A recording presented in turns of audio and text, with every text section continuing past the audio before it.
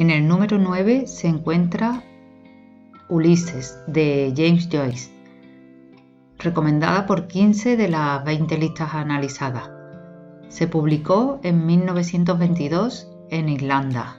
Es una obra basada en la Odisea de Homero, tanto en su viaje como en el desarrollo de los acontecimientos. Bueno, si es que se puede llamar acontecimiento a lo que ocurre en este libro.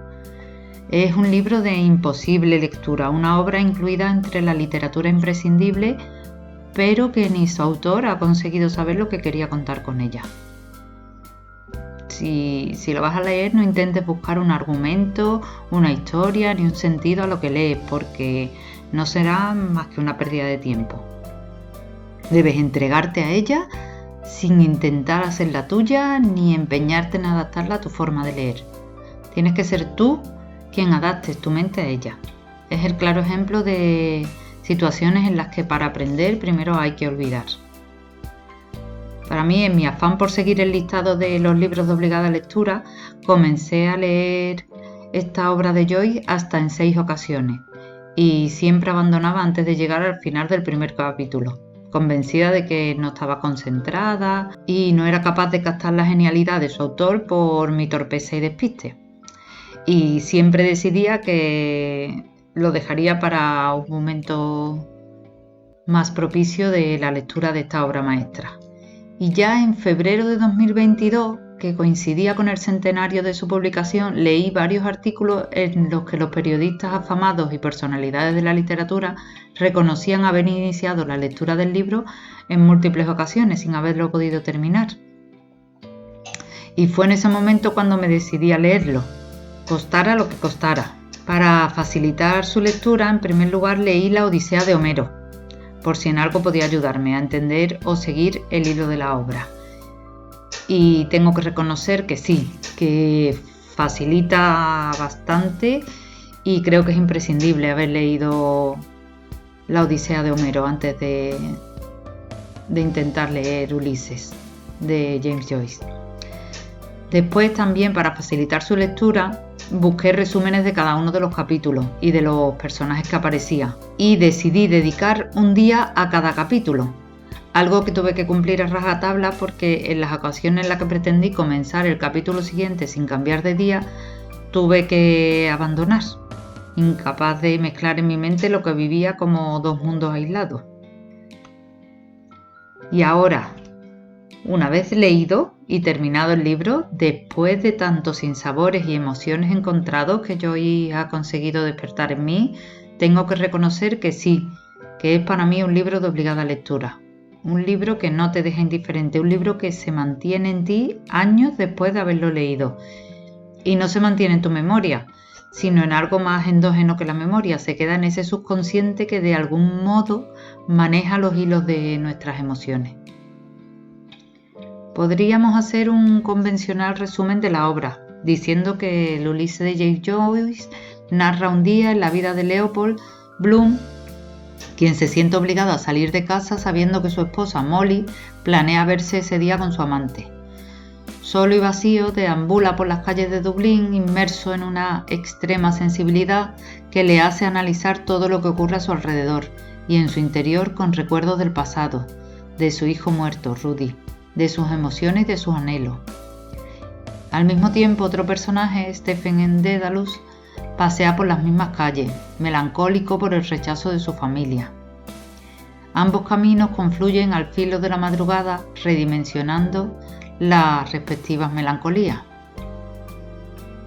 Los personajes principales, que son Leopold Bloom, que es un agente publicitario de origen judío de 38 años, que simbolizaría a Ulises, la señora Bloom, Molly, cantante de ópera de 33 años, que sería Penélope, y Stephen Dedalus, un profesor de 22 años, que sería Telémaco. Toda la obra se desarrolla el día 16 de junio de 1904, en Dublín, desde las 8 de la mañana hasta las 2 de la madrugada. 18 horas en la misma ciudad, relatada en casi 800 páginas, repartidas en 18 capítulos. Tengo que hacer un inciso en esto de las 18 horas, porque con mi velocidad de lectura, me considero una lectora media, ni muy rápida ni muy lenta. Pues yo he estimado que la lectura de la novela completa me ha llevado 18 horas. Es decir, si hubiera dedicado un día entero, desde las 8 de la mañana hasta las 2 de la madrugada sin parar para nada, habría podido hacer una lectura de toda la obra en tiempo real. Bueno, ahora que ya lo he terminado, quizás algún día lo haga. 16 de junio, imagino. Así escuchado es sencillo, ¿no? Pues no. Con este somero resumen es imposible transmitir la verdadera esencia de la obra. Vamos a ir desgranando cada uno de los 18 episodios. Episodio número 1. Telémaco. A las 8 de la mañana en Torre Martelo, en Sandikov. Stephen Dedalus, licenciado en artes y profesor privado, y Buck Mulligan, estudiante de medicina, están en la Torre Martelo de Dublín, dispuestos a desayunar. Buck se está afeitando y gastando bromas a Dedalus. Incluso le pone un mote, Kinch, y lo llama jesuita. Dedalus se acuerda de su madre muerta y el comentario despectivo que hizo su amigo el día que murió, a la vez que se preocupa por un tercer personaje que está en escena, Heinz, que al parecer ha tenido pesadillas. Hay un cuarto personaje que es la señora que le lleva la leche para el desayuno. El capítulo termina cuando se marchan de la torre. Buck se baña en el mar, Heinz no sabe qué hace y Dedalus se marcha.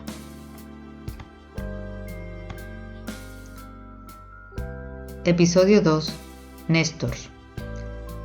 A las 10 de la mañana en el colegio Garrett Deasy.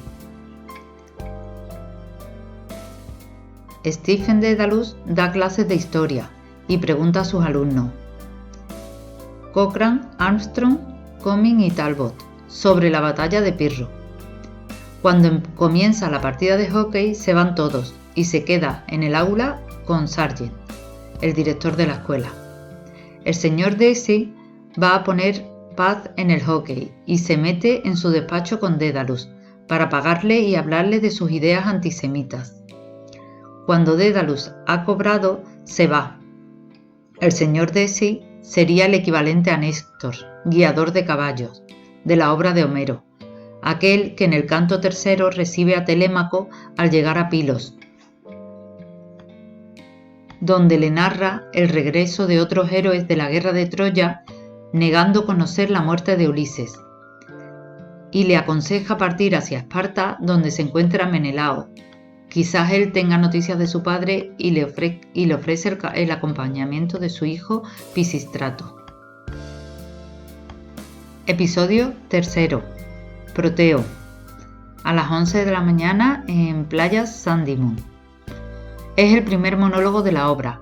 Stephen divaga en sus recuerdos y en sus pensamientos, mientras camina hacia la playa de Sandymount, donde está la Torre Martelo. Durante el paseo por la playa se fusionan los sonidos e imágenes del mar con su divagación mental, en la que se incluye su parto, su padre, su madre, otros familiares y hasta un perro que se encuentra por el camino. El monólogo termina recostado en una roca en la playa, pegando un moco seco en ella. En este monólogo la referencia homérica sería a Proteo, ser de forma cambiante como el mar y la mente de Dedalus.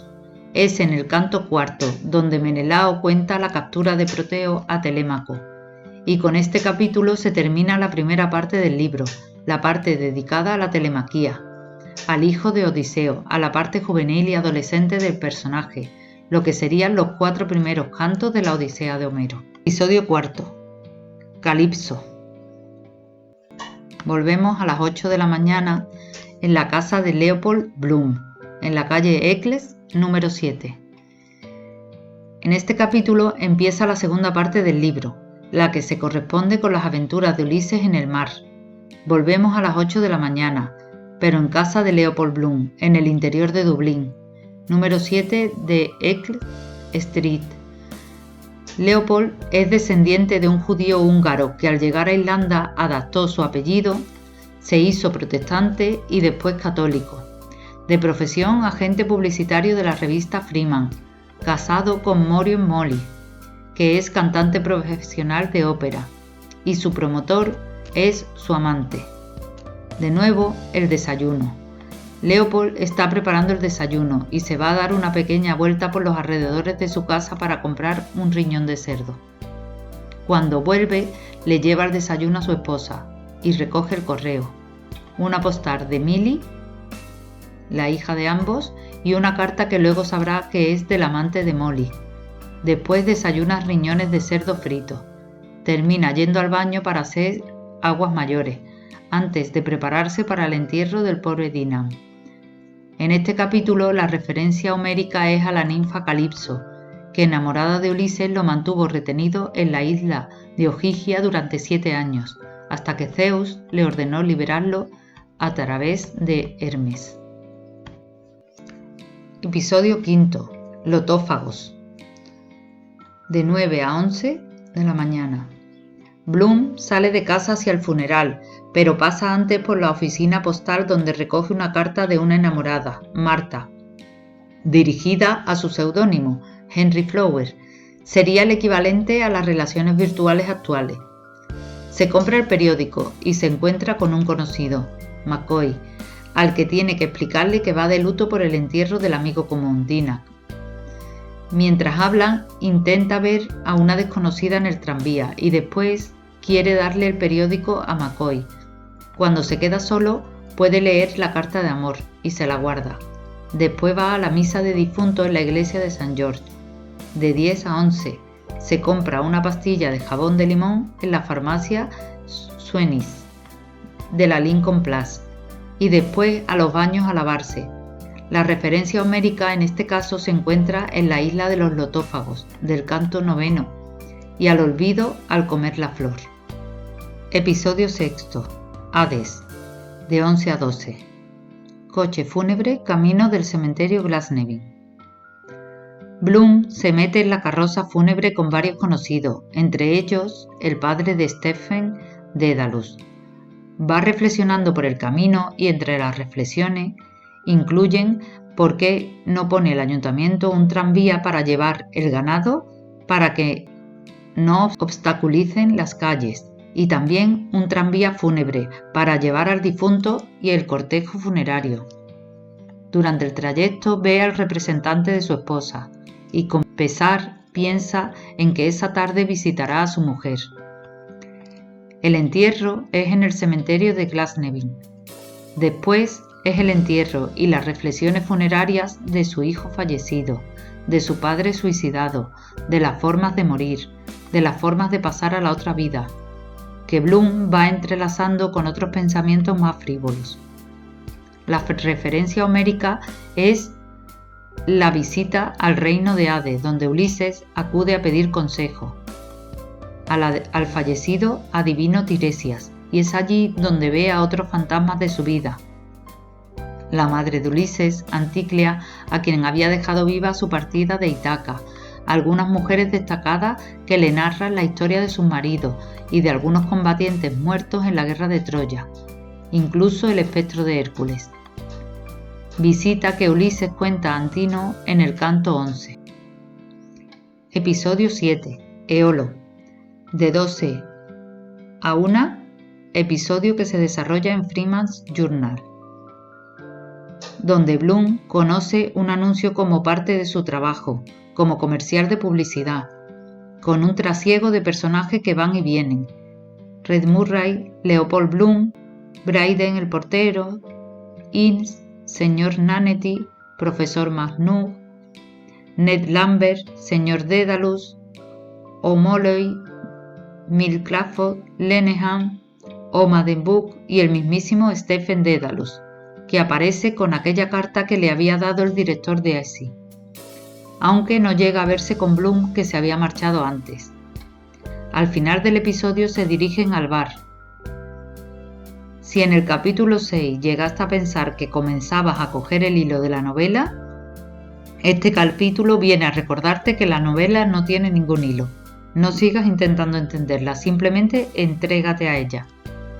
La referencia homérica es una metáfora de Eolo en la prensa, siendo la revista la cueva donde el dios tenía atados los vientos.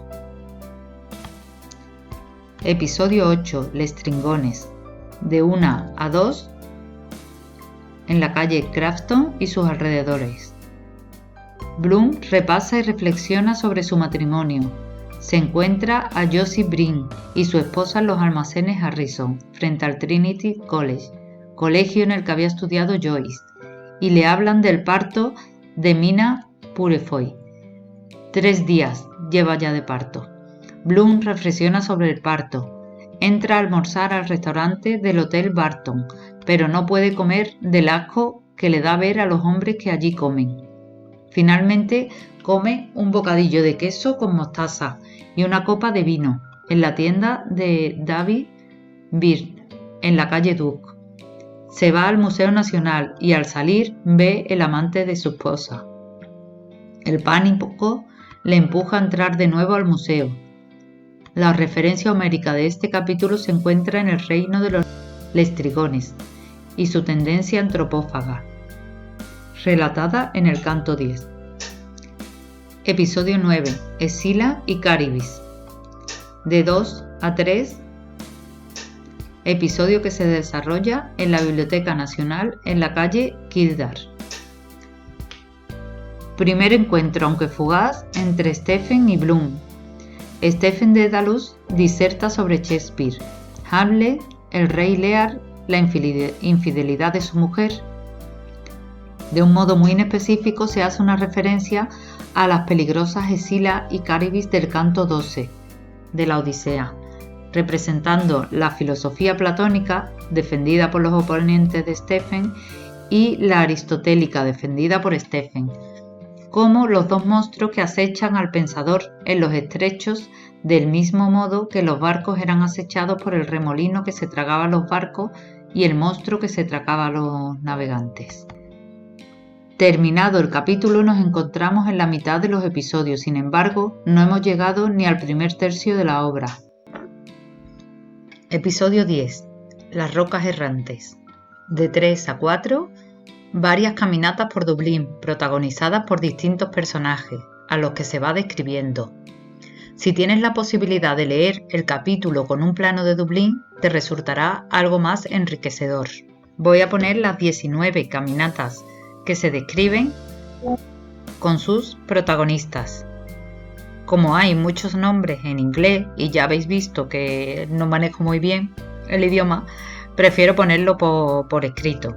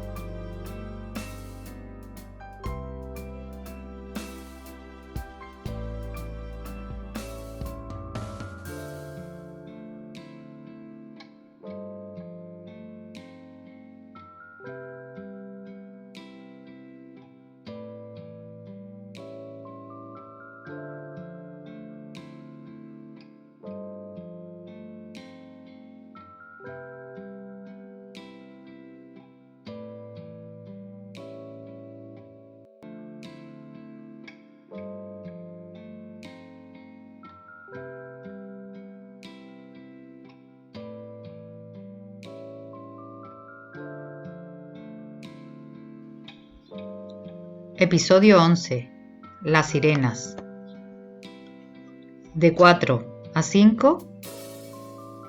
A las orillas del Liffey, en el Hotel Ormond, donde Bloom, Richard Goulding, tío de Stephen, Leningham y otros personajes charlan y escuchan la canción de Simone Dedalus, junto a las dos camareras, Lydia y Mina, cobre y oro. Al mismo tiempo, en otra escena entremezclada, están Molly y Blaise Boylan en un encuentro como amantes.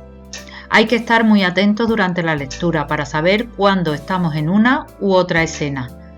Las referencias homéricas son las sirenas, de las que se habla en el canto 12, con la música como elemento principal del capítulo, y las dos camareras bellas y arregladas de cintura para arriba y descuidadas en su parte inferior al estar tras el mostrador. Episodio 12. El Cíclope. De 5 a 6. Pub Barney Kiernan, en la calle Little Britain. En este capítulo, un narrador habla con una conversación en la que participa un paisano que se encuentra en el bar, bebiendo junto a un perro gruñón, a modo de mítico gigante. Después llega Bloom y comienza a interactuar con él y el narrador. Surgen los temas políticos, alimenticios y el perenne antisemitismo, que termina en la lucha entre el paisano y Bloom, con la correspondiente gresca y huida final en el carro.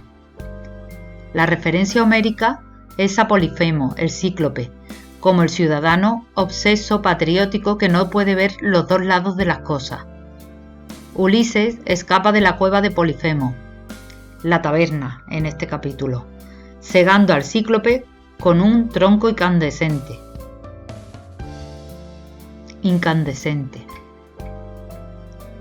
Episodio 13. Nausicaa.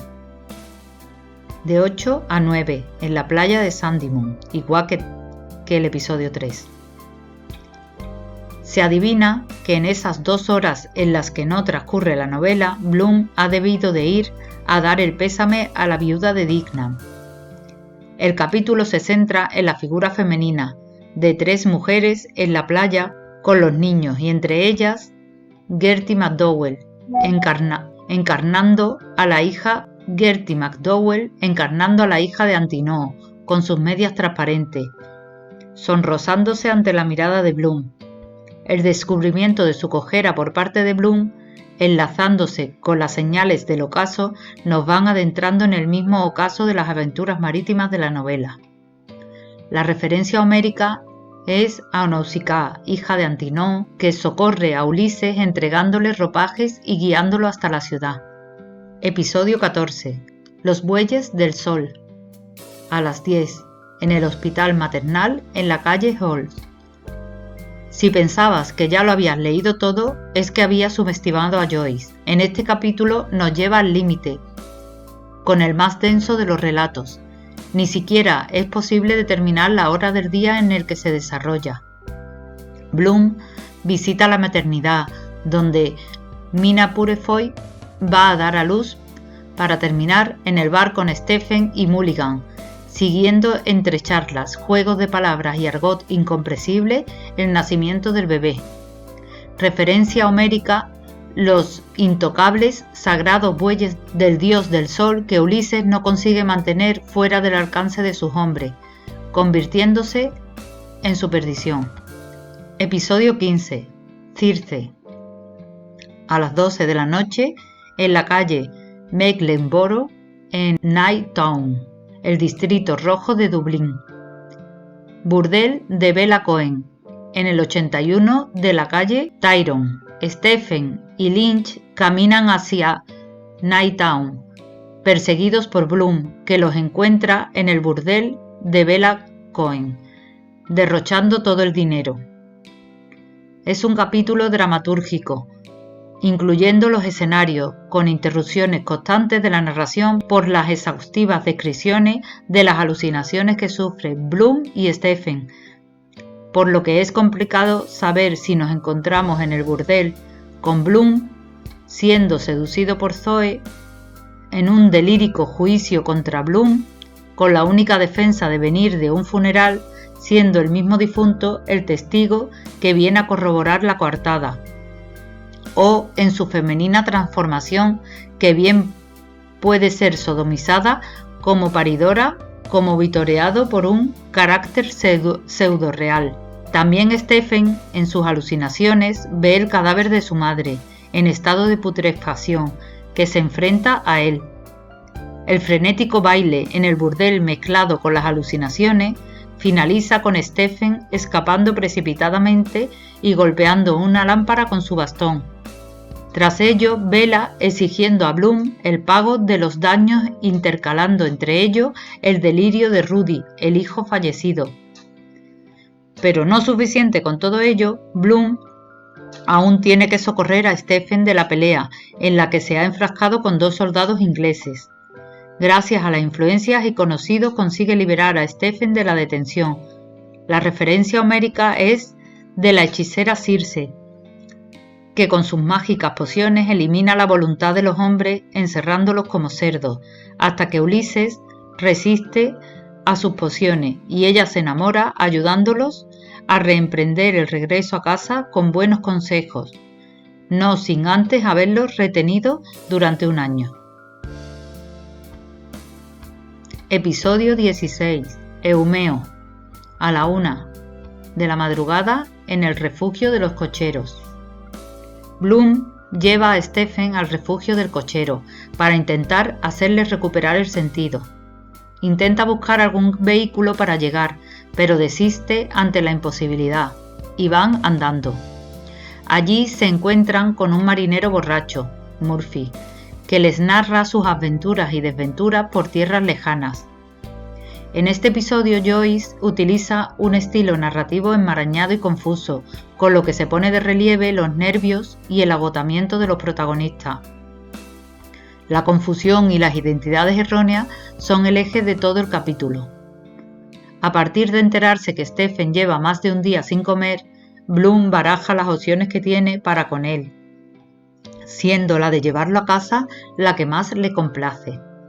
Tras pagar la deuda salen a la calle y toman el camino a Eccles Street, deteniéndose y reflexionando ante un caballo de carro que aparentemente está sufriendo. La referencia homérica es al porquero de Ulises, Eumeo, que acoge y refugia a Ulises antes de que éste se vaya a casa, pero sin saber quién es, lo que ocasiona una confusión de identidades y descubrimiento de orígenes de ambos con una mezcla de realidad y ficción. Episodio 17. Ítaca. A las 2 de la mañana. En el 7 de Eccles Street.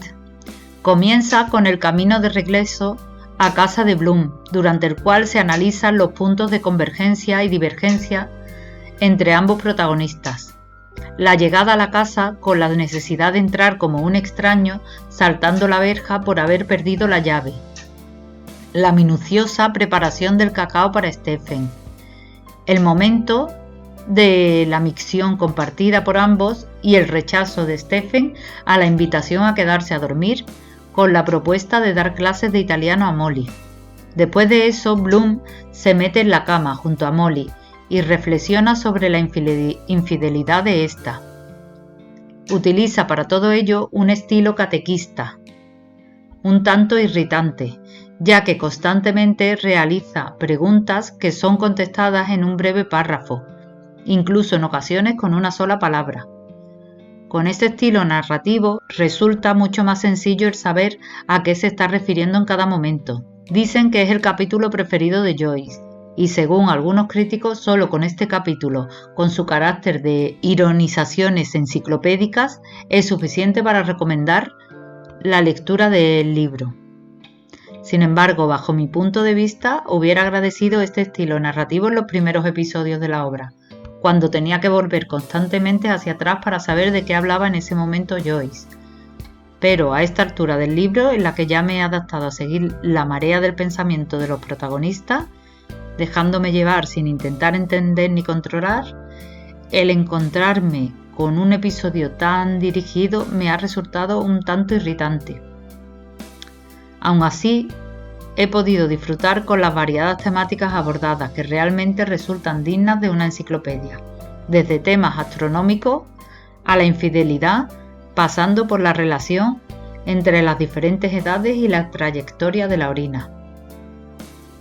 La referencia homérica es a la tierra de Ulises, donde se mueve inicialmente sin desvelar su identidad, para probar la fidelidad de sus sirvientes y de su propia esposa. Tan solo a Telémaco, su hijo, le desvela la verdadera identidad para planear juntos la venganza. Episodio 18. Penélope. A las 2 de la mañana en el 7 de Egg Street.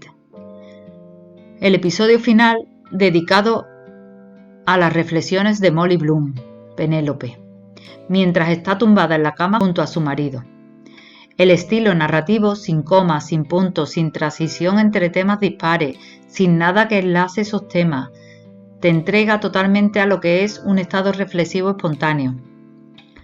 Comienza la reflexión con reproches hacia su esposo para continuar con lo que más predomina durante toda la reflexión, que son los distintos momentos sexuales, desde el orgasmo que había tenido esa mañana con su amante hasta fantasías sexuales con Stephen Dedalus, al que había conocido cuando solo era un niño, pasando por el recuerdo de admiradores y pretendientes del pasado.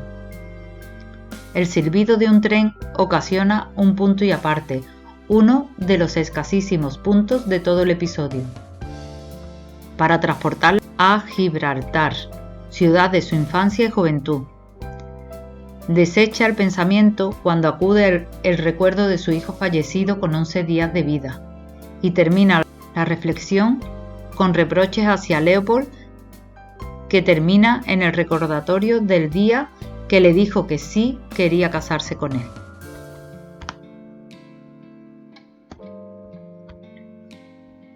El autor, James Joyce, nació el 2 de febrero en Dublín, en 1882. Estudió en una escuela jesuita, pero después mostró una clara actitud anticatólica que se refleja en sus obras. Con 20 años se marchó a París a estudiar medicina, estudios que no finalizó. Al regresar a Dublín, trabajó como profesor de idiomas. Con 32 años publicó la colección de cuentos dublineses. 2 años más tarde la novela Retrato del artista adolescente, y en 1922 la obra por la que es más conocido, Ulises.